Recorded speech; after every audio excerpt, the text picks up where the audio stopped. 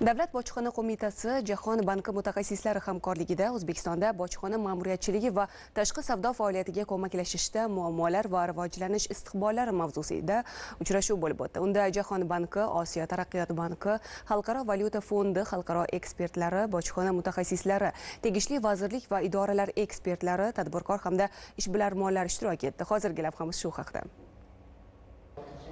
O'zbekistonning asosiy sanoat birlashmalari, yirik treyderlar, yuk tashuvchilar, logistik kompaniyalari vakillarini bir davrada birlashtirgan xalqaro konferensiyada asosiy e'tibor O'zbekiston Respublikasi bojxona xizmati faoliyatini o'rganish va uni baholash mezonlariga qaratildi. Shu o'rinda qayd etib o'tish kerak, o'tgan davr mobaynida Jahon banki mutaxassislari tomonidan bojxona tartib-tamoyillarini soddalashtirish va raqamlashtirish yo'nalishida muayyan ishlar amalga oshirildi. Prezident Shavkat Mirziyoyev tashabbusi bilan amalga oshirilayotgan bojxona ma'murchiligini takomillashtirishga oid islohotlar so'nggi yillarda sohada katta natijalar uchun imkon yaratdi. Jumladan bojxona sohasini tubdan takomillashtirish maqsadida 142 ta normativ-huquqiy hujjatlar qabul qilindi.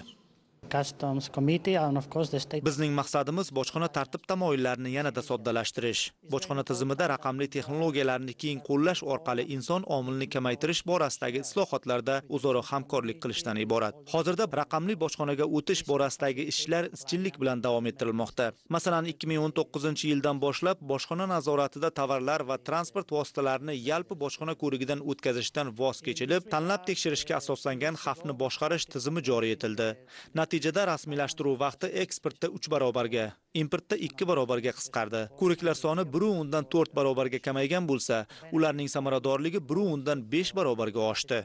2 sessiyadan iborat bo'lgan mazkur konferensiya davomida ekspertlarning bojxona xizmatini axborot-texnik ta'minlash, bojxona organlari biznes jarayonlarini avtomatlashtirish va raqamlashtirish, xorijiy davlatlar bojxona ma'murchiligining ilg'or tajribalari va biznes tahlil bo'yicha amaliyotlari, zamonaviy raqamli texnologiyalar va ularni bojxona ishiga tatbiq etish imkoniyatlari, O'zbekiston Respublikasi bojxona ma'murchiligining joriy holati va uni rivojlantirish strategiyasi, sohaga investitsiyalar jalb etish hamda axborot texnologiyalarining tatbiq etilishiga oid mavzulardagi ma'ruzalari tinglandi.